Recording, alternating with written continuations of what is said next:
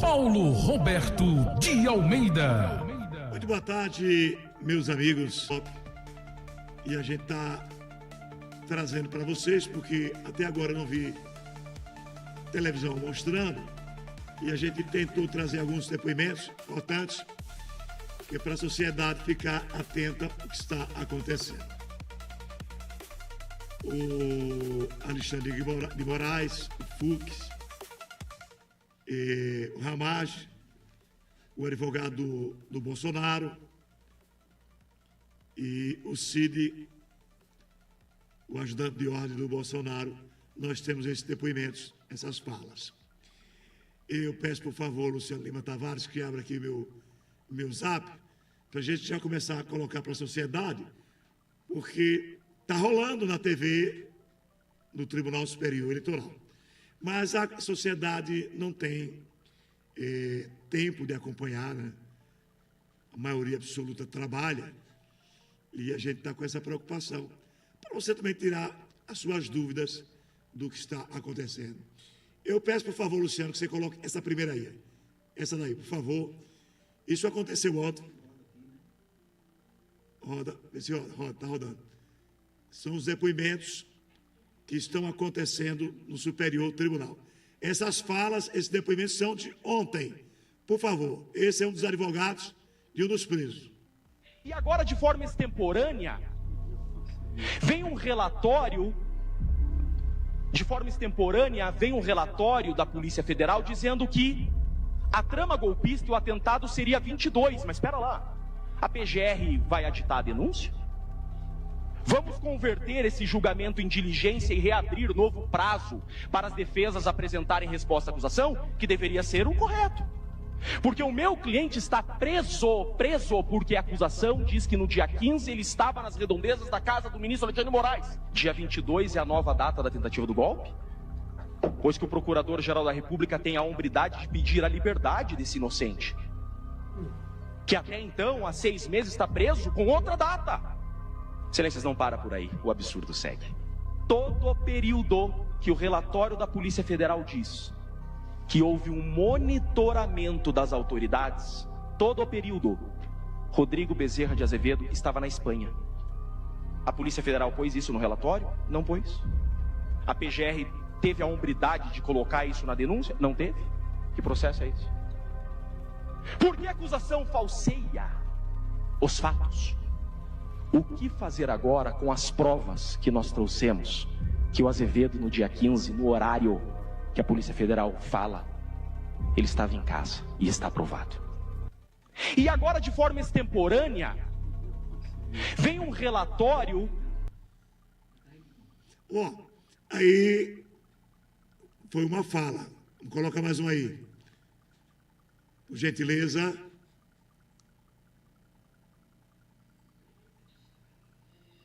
André Mendonça. Também de abolição do Estado Democrático de Direito. Um golpe de Estado, ele demanda atos não só de destituição do poder, mas do estabelecimento de uma nova ordem jurídica e institucional. Então, eu tenho que retirar o poder eleito e instituir ou ter atos que me levem a buscar instituir um novo poder, ainda que ilegítimo. Eu preciso definir o que eu vou fazer com o Congresso Nacional, eu preciso definir o que eu vou fazer com o Supremo Tribunal Federal, eu preciso definir o que vai ser feito com a imprensa, com a liberdade das pessoas, no meio universitário, uma série de planejamentos e condutas que, com a devida vênia, não vi nesses manifestantes. A perspectiva da atuação deles era criar uma situação de instabilidade institucional, mas qualquer ação de golpe de Estado dependeria de uma ação de outras forças, basicamente dos militares.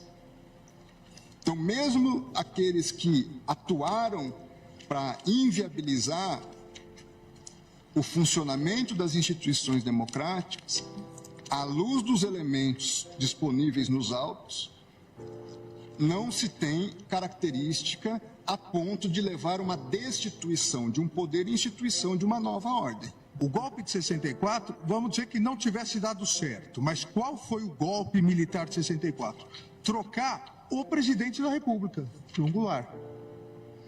Não foi, em momento algum, tentar mexer com a estrutura dos outros poderes, até porque, lamentavelmente, os demais poderes aderiram.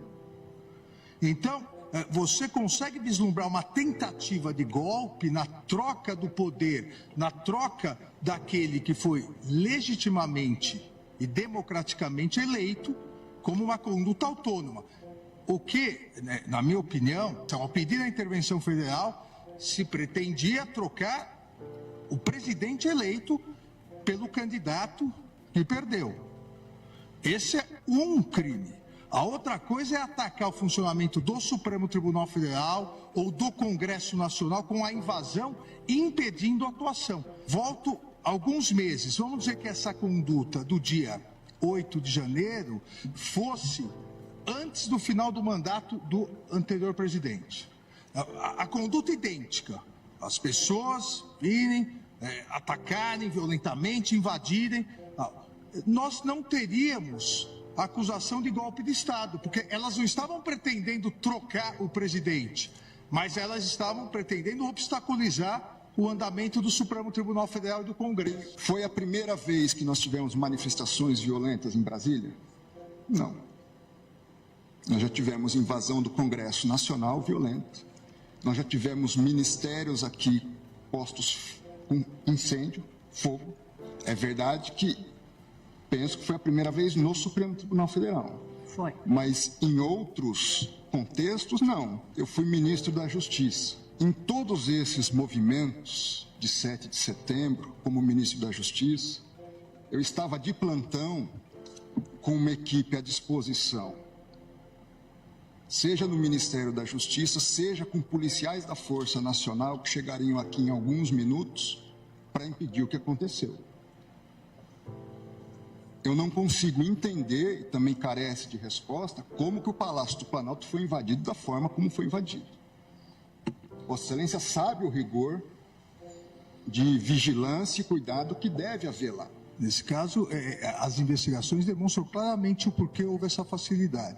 5 coronéis comandantes da PM estão presos, exatamente porque desde o final das eleições se comunicavam por zap, dizendo exatamente que iriam preparar uma forma de, havendo manifestação, a Polícia Militar não reagir. Então, claramente, a Polícia Militar, eu também fui ministro da Justiça e sabemos nós dois, que o ministro da Justiça não pode utilizar a Força Nacional se não houver autorização do governo, do Distrito Federal, porque isso fere o princípio federal. Não em relação aos prédios federais. Mas não em relação à Praça dos Três Poderes. Mas em relação às edificações federais, ele pode e deve conter. Com todo respeito, Vossa Excelência, querer falar que a culpa do 8 de janeiro foi do ministro da Justiça... Vossa Excelência que está dizendo isso. É um absurdo. Vossa Excelência que está dizendo isso. 5 comandantes estão presos. Muito embora eu queria e o Brasil quer ver esses vídeos do Ministério da Justiça. O ex-ministro da Justiça que sucedeu Vossa Excelência fugiu para os Estados Unidos, Eu sou advogado de ninguém e jogou o celular dele no lixo. Eu não sou advogado e foi preso. Ninguém. E agora Vossa Excelência vem no plenário do Supremo Tribunal Federal, que foi destruído, para dizer que houve uma conspiração do governo contra o próprio governo. Tenha dó. Não coloque palavras na minha boca. Tenha dó. Não coloque palavras na minha boca. Não coloque palavras na minha boca. Tenha dó, Vossa Excelência. A Polícia Rodoviária Federal tinha condições de evitar a chegada. Dia 6, dia 5, dia 7, não sei. Não foi feito. Toda a construção é de que era uma tragédia anunciada. Agora, eu vou usar a expressão, falhas sistêmicas, desde esse ponto. O que houve, não tenho dúvidas, falhas, eu vou usar a expressão falhas porque não estamos julgando essas pessoas, sistêmicas na Polícia Militar do Distrito Federal. Mas também há dúvida razoável sobre como é que esse grupo entra com a facilidade como entrou, não digo no Supremo, eu não digo nem no Congresso, dentro do Palácio do Planalto. É inconcebível onde estava todo o efetivo da Força Nacional. Eu não tenho. Hoje o Brasil não sabe.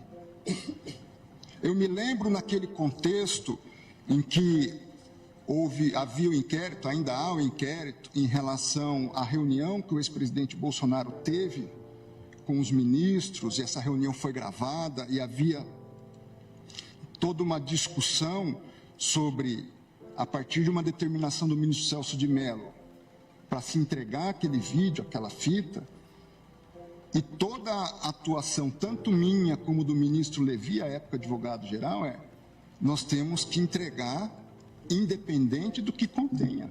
E foi entregue. Agora, chama a atenção o Ministério da Justiça não disponibilizar ou não ter os vídeos correspondentes. Nós precisamos tratar todos igualmente.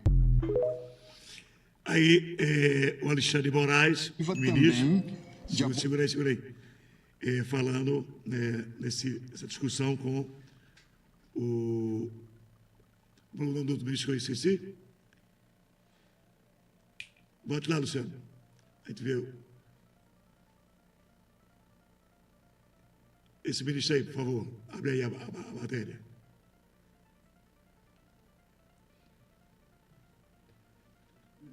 André Mendonça. É porque ele está tentando aqui, aos poucos, pegar as informações. Vamos passar para outra informação aí. Desse aí. Agora, o advogado Bolsonaro falando. E, vamos lá. Das 4 linhas da Constituição. O senhor ouviu isso? Sim, senhor. O senhor tinha a função de pressionar o presidente para assinar minutos do Estado de Defesa, Estado de ministro Fux, etc. e tal. Esse documento foi assinado? Não, senhor. Não foi assinado. Se o presidente, de alguma forma, ele ouviu alguma coisa para mobilizar as pessoas a irem para o acampamento por parte do presidente? Uma coisa que, inclusive, o presidente falou, quando vinha esses grupos mais conservadores falar para o presidente, um dia ele deu a seguinte resposta: não fui eu que chamei eles aqui, não sou eu que vou mandar eles embora. Mas também nunca fez nada para mobilizar. Ele nunca mobilizou, o senhor nunca ouviu isso. Ele nunca mobilizou. Se ele teve algum conhecimento a respeito dos fatos de 8 de janeiro, evidentemente antes do dia 8 de janeiro. O senhor teve alguma informação? Não, senhor. No Palácio da Alvorada, ele ouviu algo? O presidente tinha alguma informação a respeito disso? Ele ouviu algum comentário? Ele ouviu algum plano de incentivo ao ato de 8 de janeiro? Por favor. Não, senhor.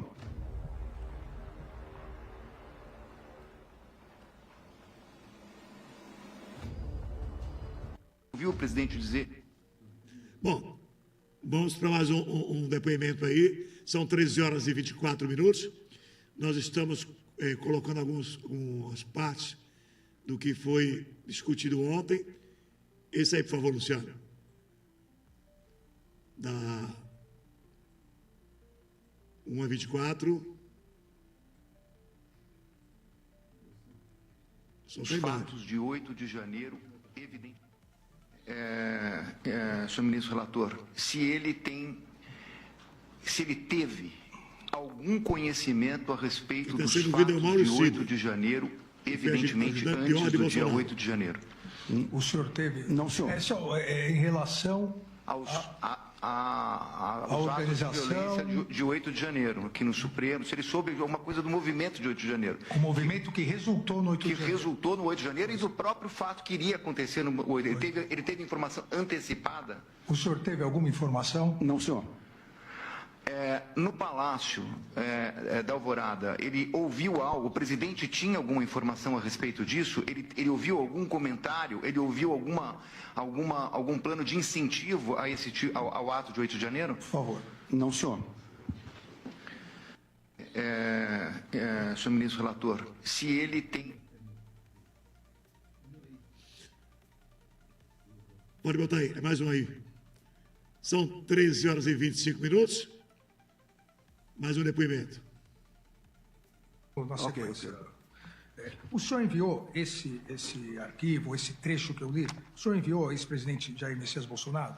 Olha, o que é bom para colocar para o senhor que de todos esses arquivos... Deputado Ramagem falando. Todos esses arquivos são 2, e notas 1, de tudo, dos meus alfarrábios, dos meus dispositivos. A Polícia Federal, que com certeza ela verificou todas essas minhas escritas, se houve um encaminhamento ou não. A Polícia Federal, no meu interrogatório, me apresentou uma mensagem de encaminhamento ao presidente da República. E eu confirmei, olha, esse é meu telefone e esse era o telefone à época da presidência da República. Então, aqui, senhor ministro, senhor procurador e demais, eu venho trazer para os senhores uma questão que eu acredito que, aparentemente, a Polícia Federal induziu a erro a PGR e esse órgão, essa primeira turma do STF. O senhor não encaminhou, então? Não, eu encaminhei. Só vou explicar aqui, encaminhei.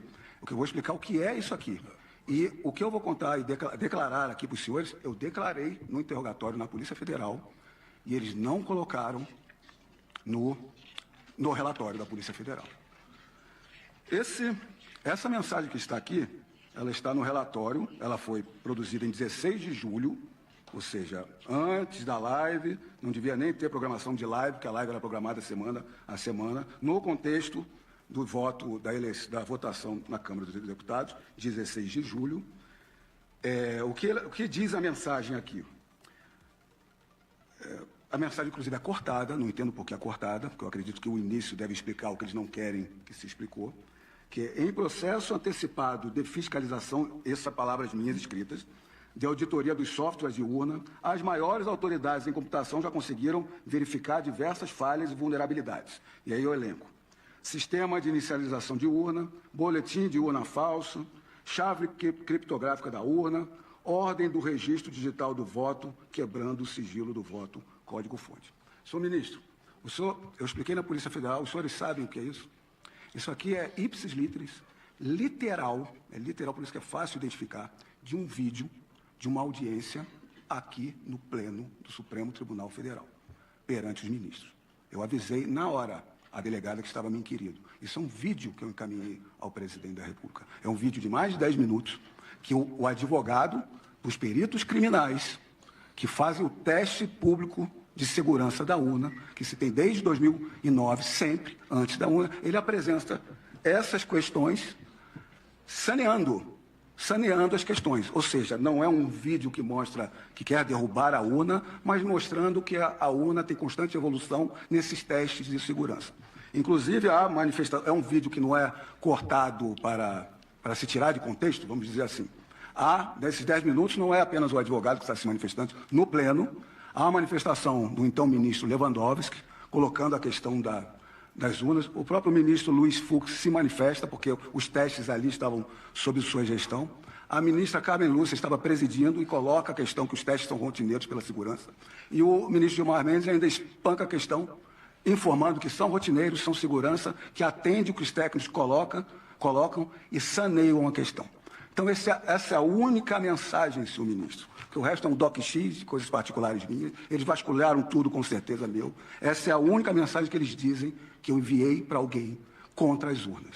Só que eles esconderam essa informação, que se trata de um vídeo que está no YouTube, na internet, que retrata uma audiência no plenário do Supremo Tribunal Federal, que não é algo contra a urna, é mostrando que tem que se ter sempre evolução da urna. Quando é que vai ser crime uma audiência no STF? Quando é que vai ser crime enviar um vídeo que só demonstra que a urna tem natural evolução? Muito bem. São 13 horas e 29 minutos. 13 e 29. Vou colocar o último vídeo aí, por favor, Luciano. 13 horas agora e 30 minutos. Aqui no Audiência Popular, por favor. Advogado Bolsonaro falando. Se não for encontrada a fraude, nada vai acontecer. É o que ele disse, que repetia em diversas mensagens para diversos interlocutores. A minha pergunta é, ele afirmava isso com uma certeza própria? O presidente afirmou isso para ele? Se não houver fraude, não vai acontecer nada? Isso foi uma afirmação do presidente? A questão, doutor Celso, se não houvesse fraude, não haveria golpe. Se houvesse fraude, haveria golpe. Essa é a questão, doutor Celso? É isso. Não foi encontrada a fraude, nada vai acontecer. Essa é a questão. Por favor. Doutor ministro, uma das primeiras mensagens minhas que eu troquei, né, com o Cavalieri, eu creio, Aí é o logo Mauro no Cid, começo... ajudante de ordem Bolsonaro. Deixa eu ver se eu achar aqui.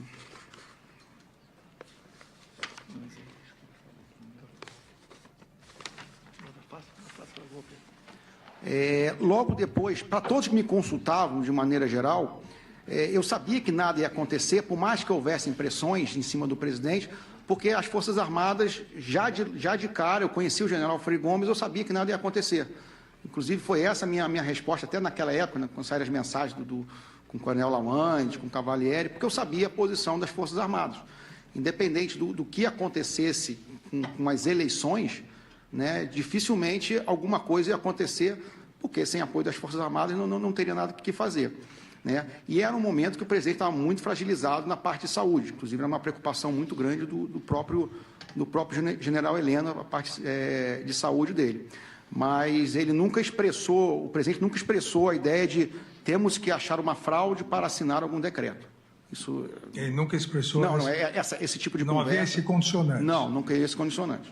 Ele ouviu, o presidente tem uma frase famosa, mas eu quero saber no âmbito ali do Palácio, naquele contexto dos meses de novembro e dezembro. Ele ouviu o presidente dizer que só agiria dentro das 4 linhas da Constituição? O senhor ouviu isso? Sim, senhor.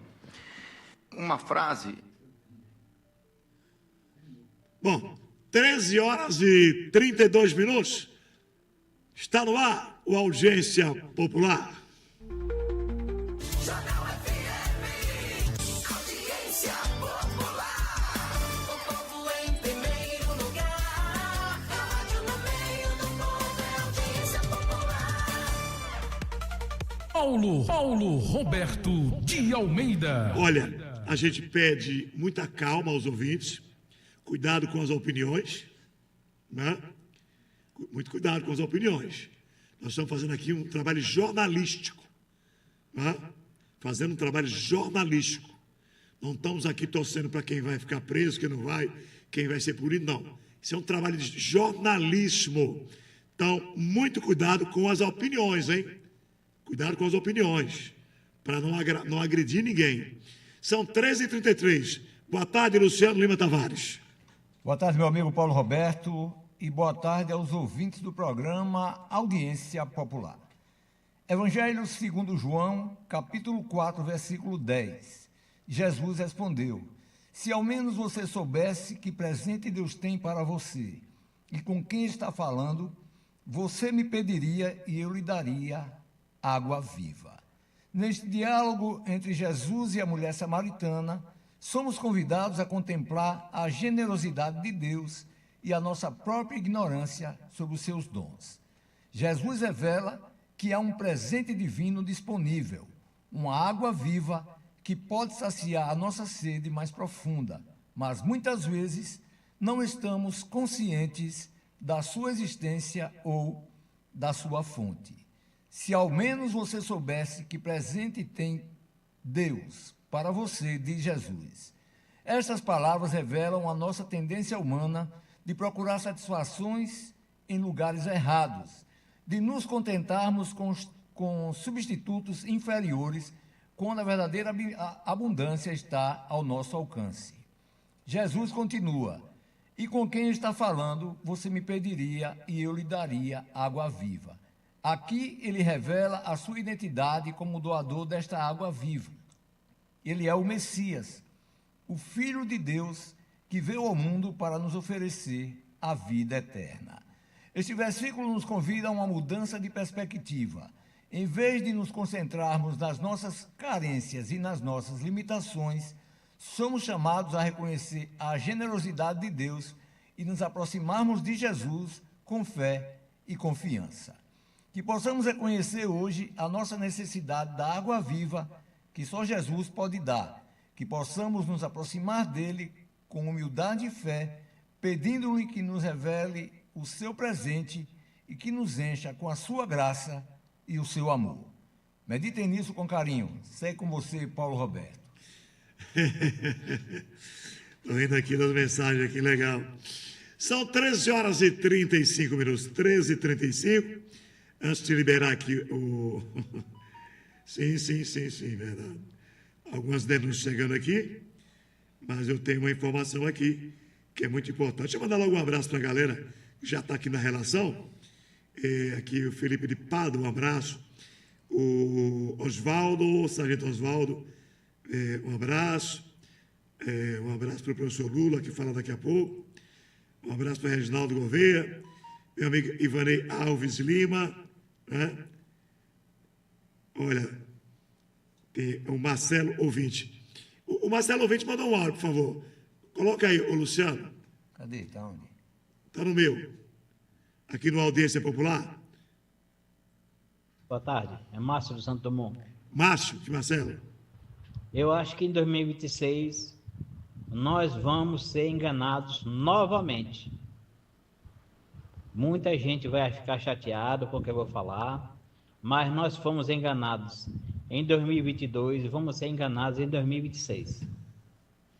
Cadê as mídias da votação? Por que não se tem um voto impresso?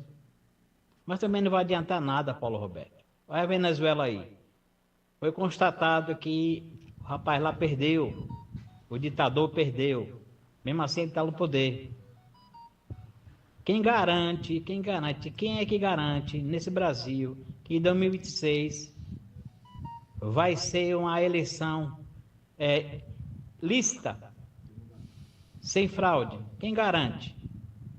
É bom a gente refletir em 2026 como a gente vai fazer, porque vai acontecer a mesma coisa em 2022. Olha, 13 horas e 37, um abraço, amigo, 13h37, eu recebo aqui uma informação, uma denúncia, né? Que hoje pela manhã, por volta de 9 horas, um ônibus da Modelo estava rodando na Adélia Franco, antiga Hermes Fontes, o 938, com uma porta traseira aberta. Aí pediram a informação, o motorista, nem aqui não fecha mais não, quebrou. Está há 30 dias sem fechar. Como é que um ônibus está rodando e ele está fora de prazo? Como é que o ônibus da Modelo, por volta de 9 da manhã, na Adélia Franco, aí perguntaram, por que não fecha a porta, motorista? Essa porra está quebrada, tem mais de 30 dias, ninguém conserta. Você vai consertar quando uma pessoa cair. É o 9018. E o ônibus está pedindo a Deus que tenha uma trovoada para ele ir embora. São 13h38, vou para o intervalo e volto já.